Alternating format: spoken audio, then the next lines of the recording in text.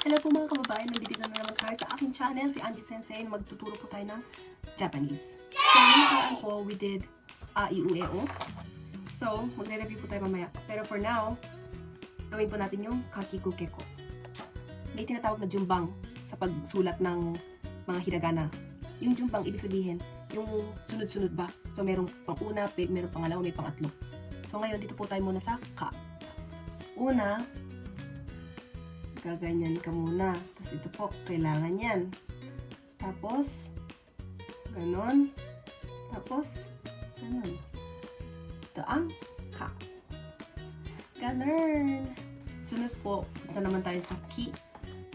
Kasi sa Japan, hindi siya a, e, i, o, u. Dito po, a, i, u, e, o. So, gagawin natin ngayon ki. 1, 2, tapos pahilis ng konti. 3, 4. Ganyan. Kailangan meron din ganito. Tapos ito parang lang. Parang ano lang siya. Parang smiling face lang. Ganun. So, 1, 2, 3, 4. Ang next naman po natin ay ku. K-U. Ku. Mabilis lang to, oh. 1. Isang beses lang. 'Di ba? Napaka-easy lang. So, ganoon lang. Ganon. Isang liku lang. Ayan na yung ku. Doon yung nagustuhan ko talaga yung textbook na to kasi meron siyang mga pictures as you can see naman. Yung pictures niya po, parang madaling maintindihan. Tapos may mga, ayun nga, madaling maintindihan. Okay. Then, tapos, ito tayo ng ke. Ganun kayo. Ito po, huwag kakalimutan. Tapos, magko-cross. Ganyan muna. Tapos, tiyang, ganun. Ito hindi masyadong mahaba. Mga ganyan lang. Yan. Huwag pong malilito.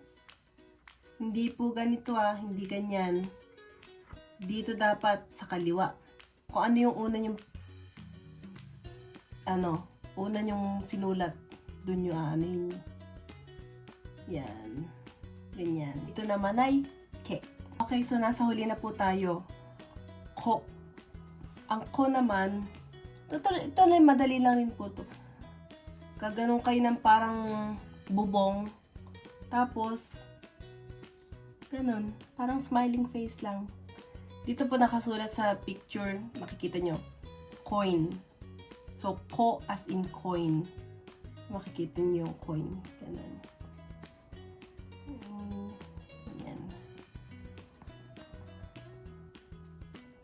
Coin. Tama ba?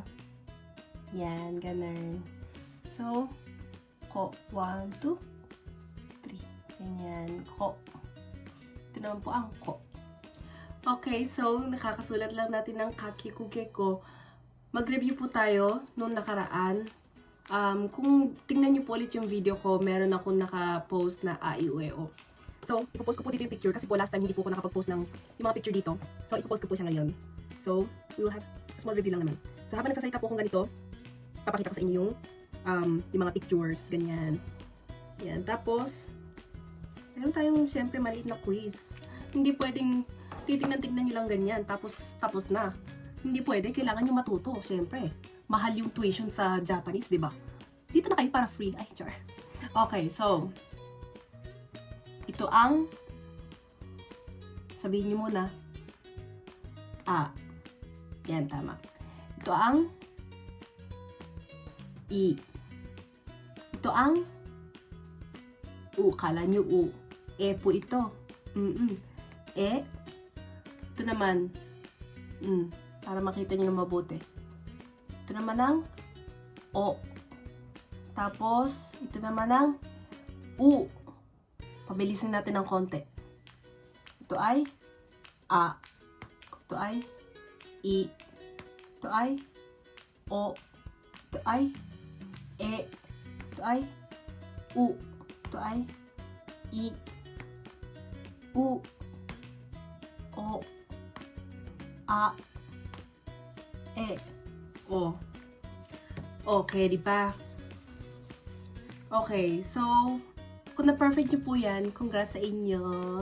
Ang galing. Okay, so ngayon, gagawin po natin ulit sa kakikuke ko. Yan yung ano lang natin, kaka-practice lang po natin.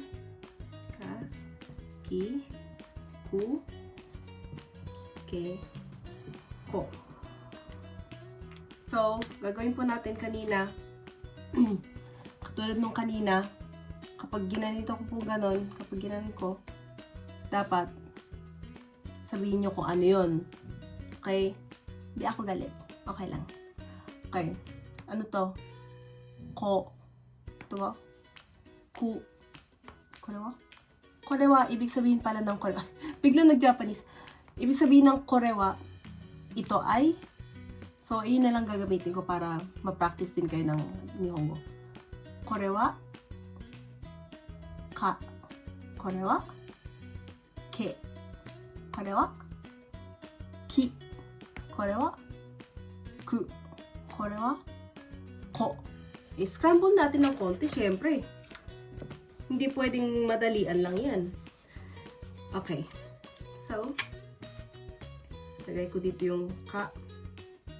Lagay ko dito yung ki. Ke. Ku. Ko. Nasaan ang ki? Hanapin nyo yung ki. Ito ang ki. Oh, tandaan. Ito yung ki. Tapos, nasaan ang ka? Saan ang ka? Ito yung ka. Natama niyo ba? Meron pang tatlong susunod. Wait lang, huwag kayo masyadong sumaya. Ito, ku. Nasaan yung ku? Ku, yung madaling isang liko lang gano'n. Ito yung ku. Yan. Tapos, nasaan yung ko? Ko, yung may coins. Ayun. Yan, ito, ko. Tama. Ko. Tapos, ang last, K-O-D. K. Imagine to. Gamitin yung imagination nyo. Ito, K. Yan. Nasaan ang ka? Ito. Nasaan ang ki? Ito. Nasaan ang ku? Ito. Nasaan ang ke?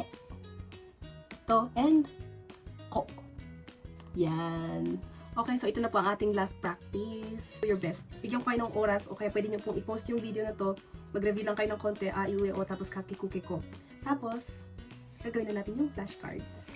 So guys, naka-shuffled na siya. So, ito na. Start na. Oh. Ano po ito?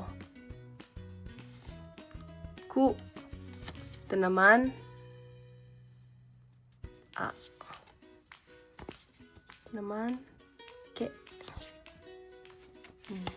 Ito naman. Ka. Ito naman. E. Ito naman. Ko. Ito naman. I. Ito ay. O. Ito ay. U. And then, ki. Ay, nag-ano na pala tayo. Nag-one round na. O, tapos, shuffle ko ulit. Ito ay, u. Korewa, ito na nun, Japanese name. Korewa is, ito ay, or this is, korewa, a. Korewa, i. Nice. Korewa, ku. Nice. Korewa, ko. Naman ay, ke. Ay, ko. Nice. Ki. Ka. Ka. Ito naman ay, e. Sige, kayo naman. Kayo lang Hindi na ako magsasalita. O, bilisan natin. Set, go.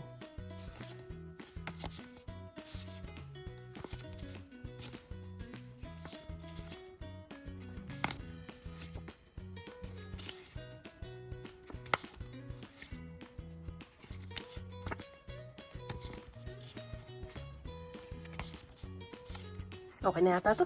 Parang one round na. Ayun. Okay na yun. Kaya nyo na yun. So that's our video for today. Sana po nag-enjoy po kayo sa ating practice. Next time naman po, gagawin natin ang Sashi Suseso. Hopefully, this year. Ay, hopefully.